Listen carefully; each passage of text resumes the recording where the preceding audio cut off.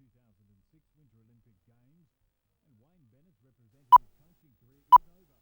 After resigning as Australian coach, Bennett will still guide the Broncos.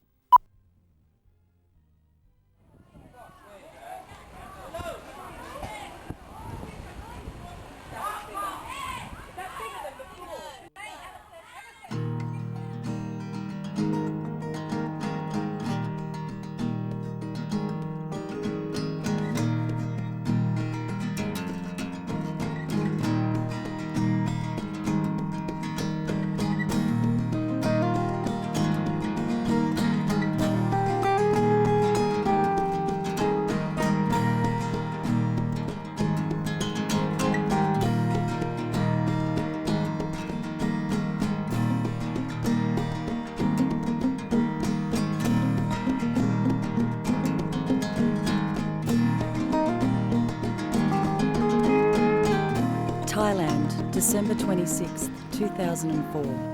This is how the day started. Business owners begin setting up shop while tuk-tuks line the streets. International tourists emerge from their Christmas Day festivities as the streets filled with bargain hunters. The bustling surrounds of Patong came alive as another usual day in paradise began. Little did anyone know what was heading to the shore.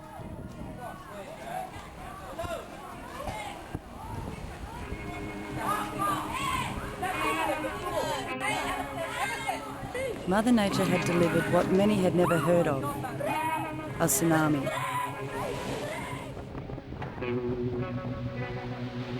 Triggered by an earthquake off the coast of Sumatra, this tidal wave was completely unexpected. This was like a lightning bolt, out of nowhere again.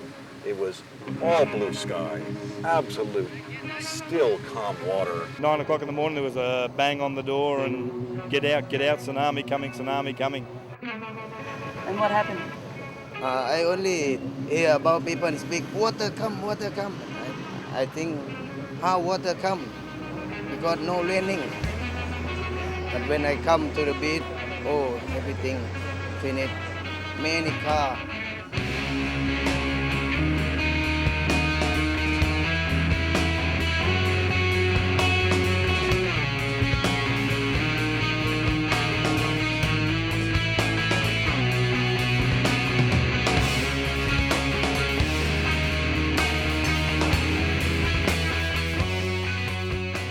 One wave came in and it went out and then it came back in, and it'd be like come up here and like a very high tide wave coming in, very unusual and sort of exciting, people running around, some moving back inland. Then it went out again, and then another wave came in. This one was bigger, and it came and went over the wall and did some damage. And then when it pulled people out, that was very powerful, sucking everything back out into the sea. And then the third wave came in, and that did the majority of the damage and got up to the second story level on the sort of the beachfront buildings here. It's coming again. Coming again? Yeah, it's coming again. Find her. You must find her. It's coming again your way.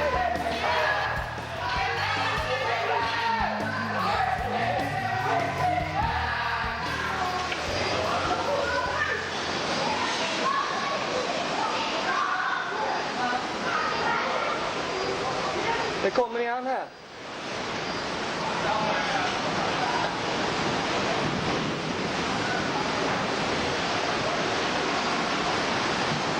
Shit, shit.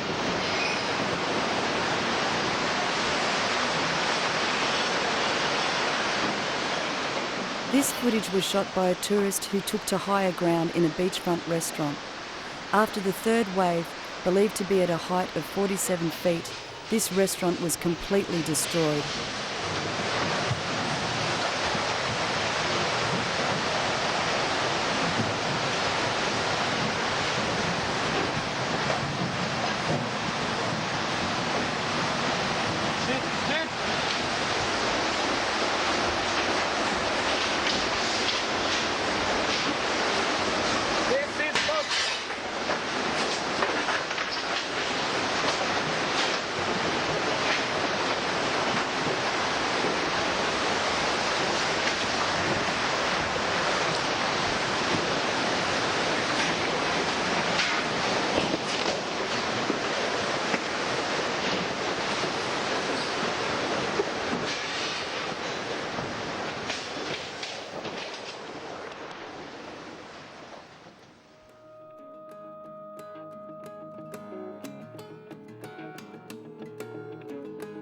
Along with many people, after visiting Thailand, I fell in love with its beauty and its people.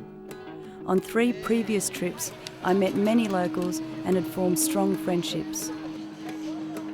When I heard of the disaster, I immediately tried to contact my Thai friends via the internet, without success.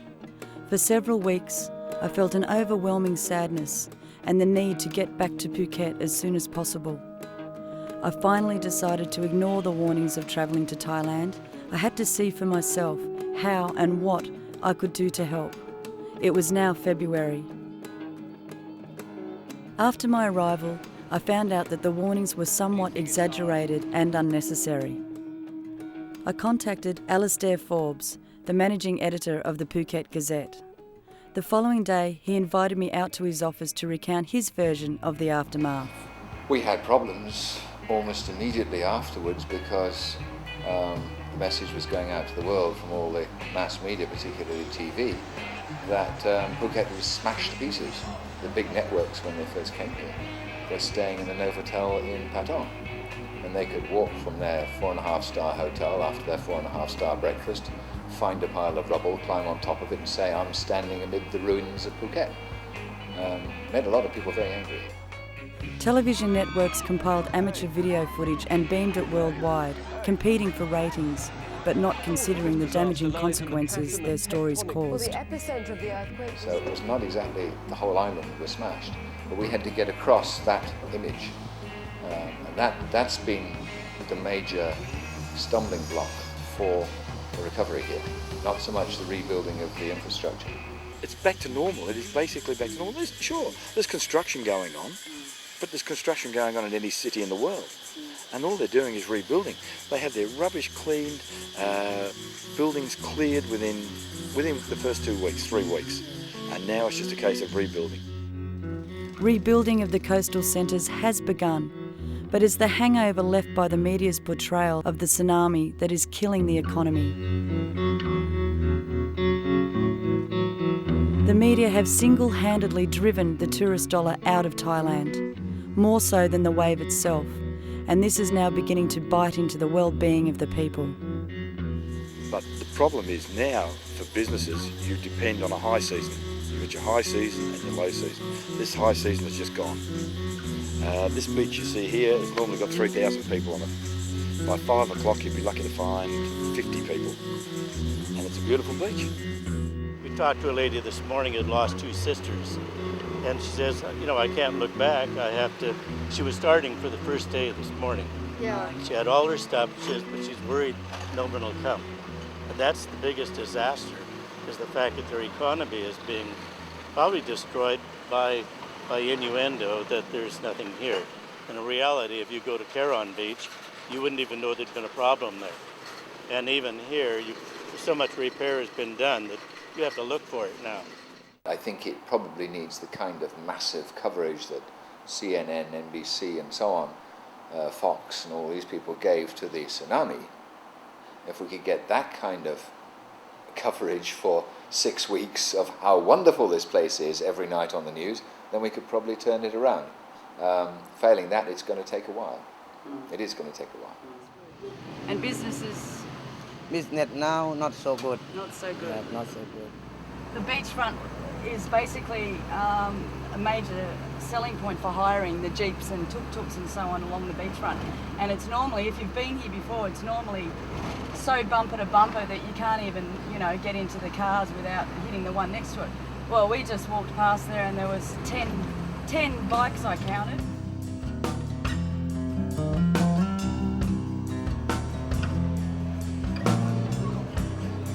Brothers Paul and Brendan from Brisbane own the Aussie Bar in Patong. Prior to the Boxing Day tsunami, the boys were experiencing their 3rd high season in paradise, but have sensed the distinct shift in tourist numbers. Certain government bodies saying that the Patong had lost water, had lost electricity, and it just wasn't the case at all. The place had run out of food, a shortage of bottled water, it's just not true. A lot of people left unnecessarily, and I guess now we're paying the price of that, because I think we're probably operating on about 40-50% of what should normally be here.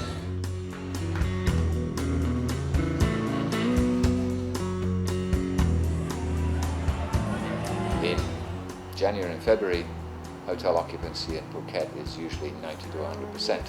After the tsunami, it dropped to 10. So that goes right through the whole economy. It's been 8 weeks since tsunami came through Patong. As you can see, tourists are back on the beach, but according to the locals, normally these banana lounges behind me are full, and they're suffering because of it. The only thing that's going to rebuild the town, rebuild the local businesses of the local people is people come here and spend their money because, you know, the people that rent motorbikes on the beachfront, operate the jet skis, they're not going to see any aid money to get their business going again. The only money that they're going to receive is from tourists coming here and spending their money, and that's what's going to get the place going again. So we need tourists. Looks like you've just come from the Good beach. to see, yeah. Yeah, we Had a are. few dips. Oh, it's excellent. Actually, it's the best beach we've had in Thailand White so is far. sand as well. Yeah. And the shopping? It's great, yeah, shopping is good. Yeah, it's all good. All really good. How are you finding Patong at the moment? It's very nice. Yeah, they've got great pizza too. I bet. I already booked my hotel for December. I'm gonna be here. Okay? Enjoy kangaroos in Australia.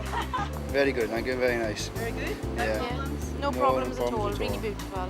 Really nice. What about the food and the water? Any shortage of supplies there, you think? No, the food is really nice, plenty of water, no problems at all. And the beaches? Oh, Very nice. fabulous, beautiful, really nice.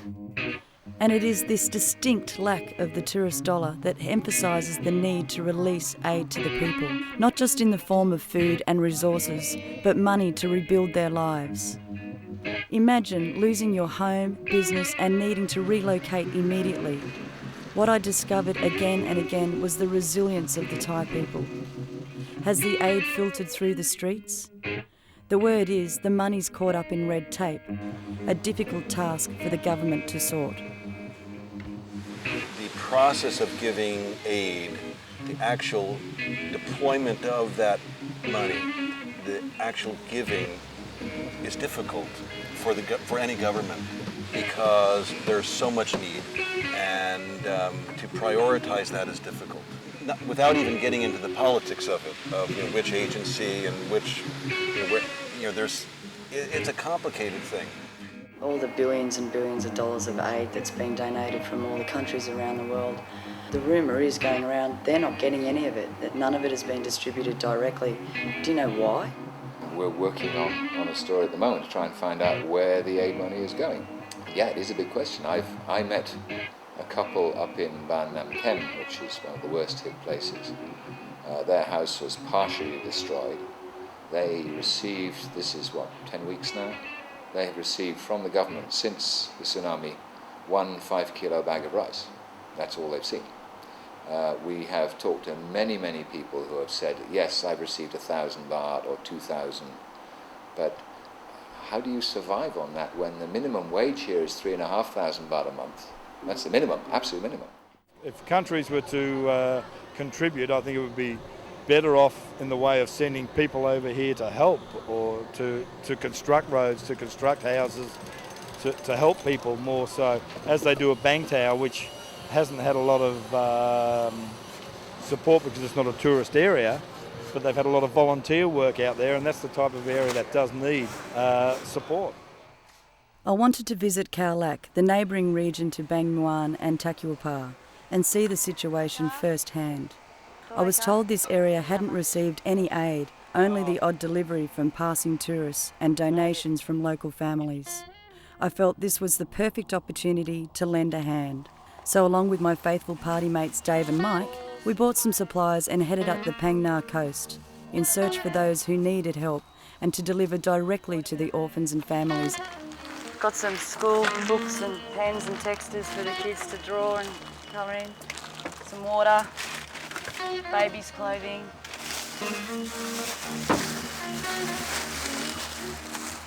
Just a few items from the hotel. Rice. We were told Khao Lak was closed to the public. In fact, this was far from the truth. The locals told me it was to keep the media away from reporting further bad news, as bodies were still being recovered. I cannot explain the feeling I got when driving through this area.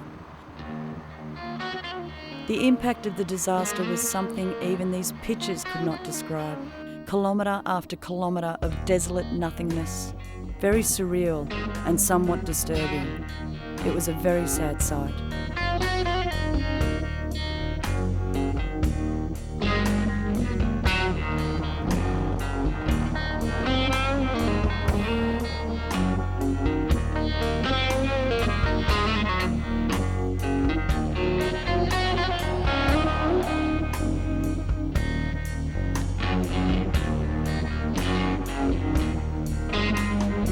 Cold wind blown,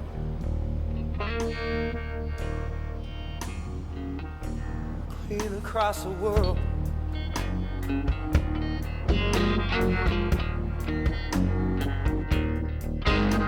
There's a cold wind blown, clean across the world.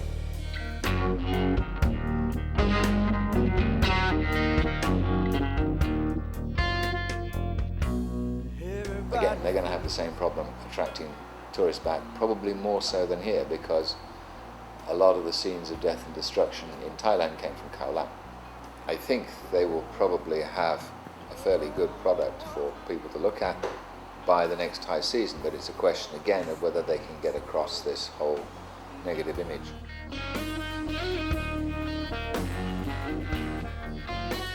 We've come to one of the 6 refugee camps that have been set up by the volunteers to help rebuild these people's homes.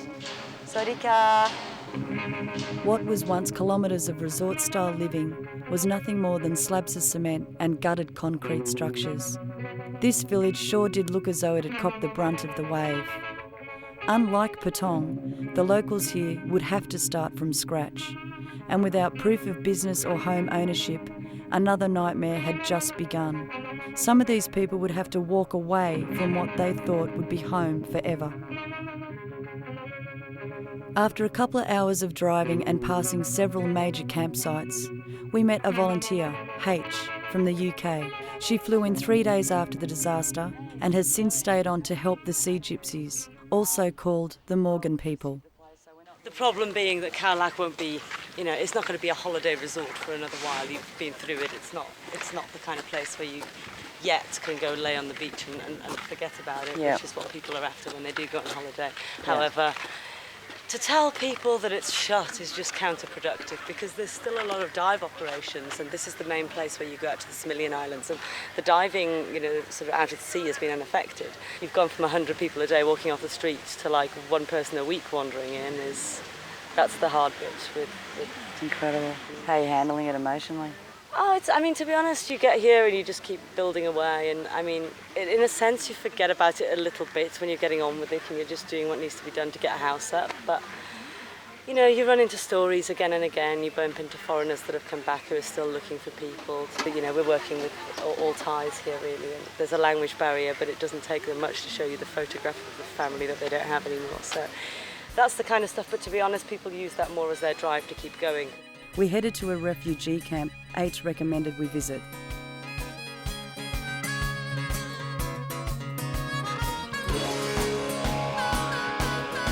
Watermelon. Big rice. You strong? Okay. Over shoulder. Over. Okay. Cabbage. Potato. Syrup. Lots of my pen, right?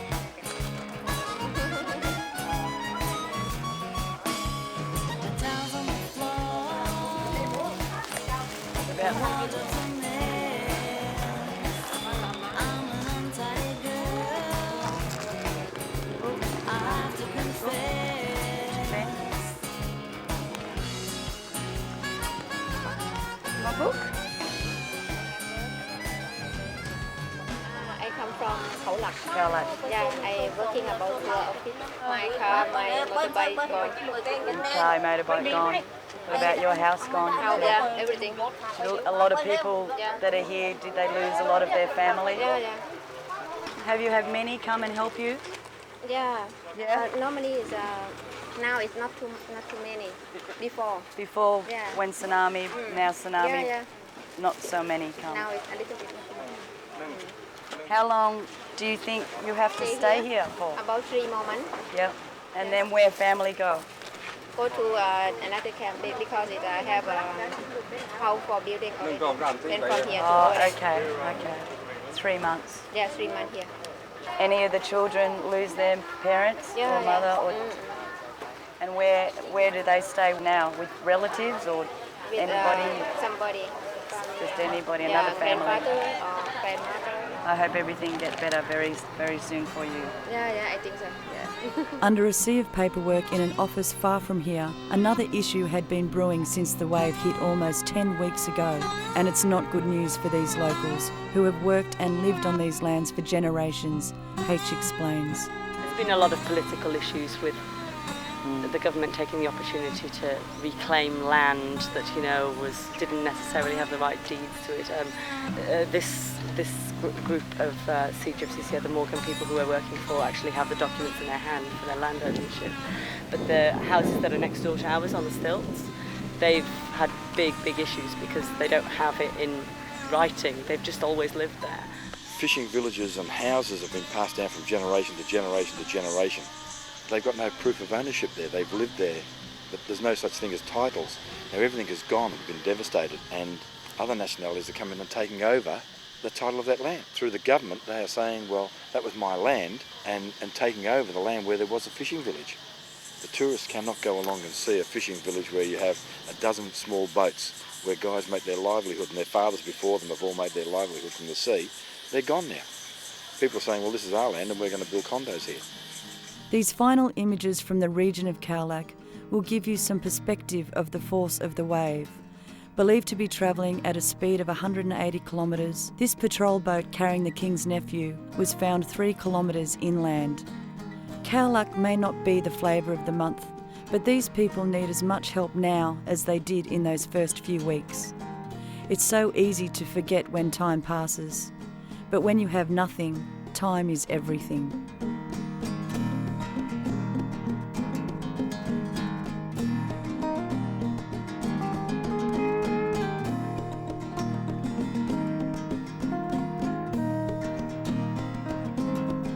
Another part of the Andaman coast that was hit pretty hard was the majestic island of Koh Phi Phi, positioned approximately 45 kilometres east of Phuket, known for its clear waters, its great diving and its towering sea cliffs.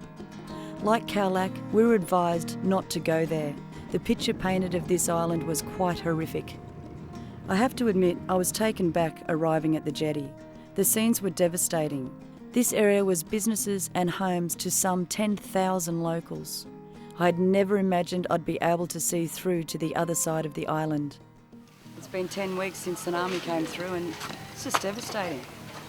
It's heartbreaking actually, and just found out that there's only 60 volunteers on the island. 60.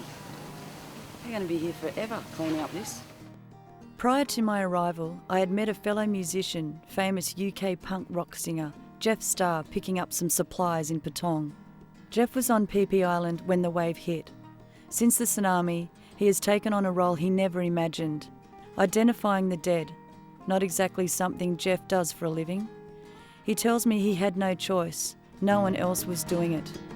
Jeff and his charity, Thailand's Islands Foundation, is an army of volunteers who began clean-up operations immediately after the wave hit Koh Phi Phi. And came back to my bungalow and was just going to crash out, and my head hit the pillow and I've got a cat in the room. Suddenly the cat's ears go up and it's like, what's the problem? Maybe it felt some vibrations or something, I don't know.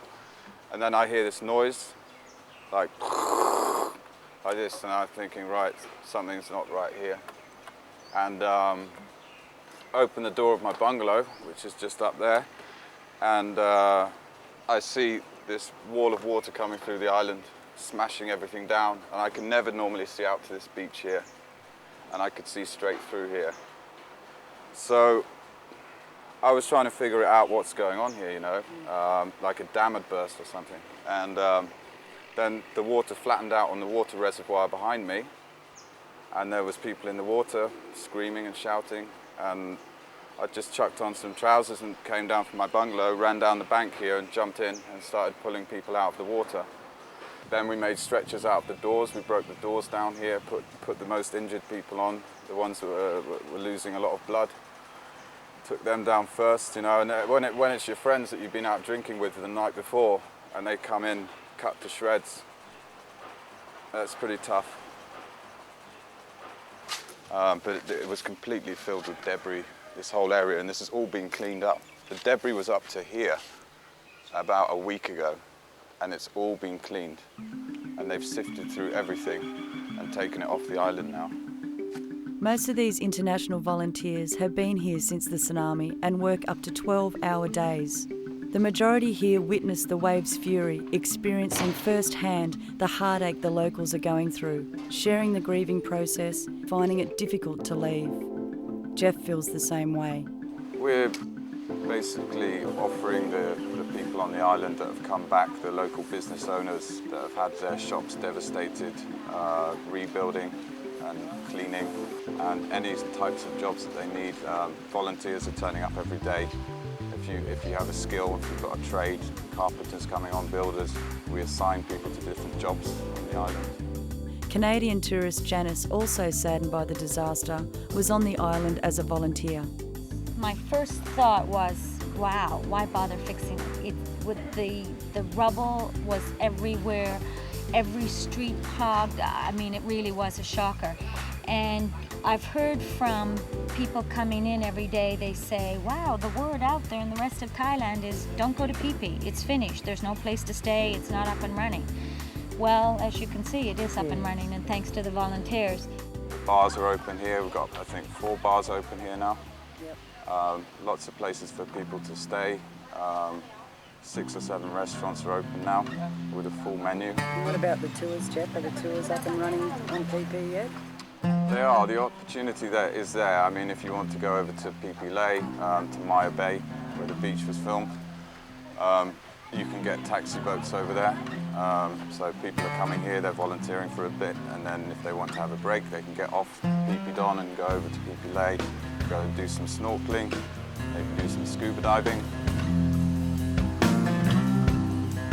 I'd say that there's maybe 5% of the businesses running right now on the island compared with what's normally running. If you think about all the small shop owners, all the independent traders on the island, it's very, very minimal, but every day, because of the volunteer work, the businesses are restarting again. It's amazing the changes I've seen in 3 weeks. Yeah. Like a desert flower, really all night long. One is right beside you, together we've been a song.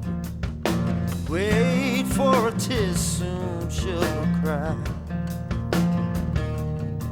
And with thunder and light, others will ride.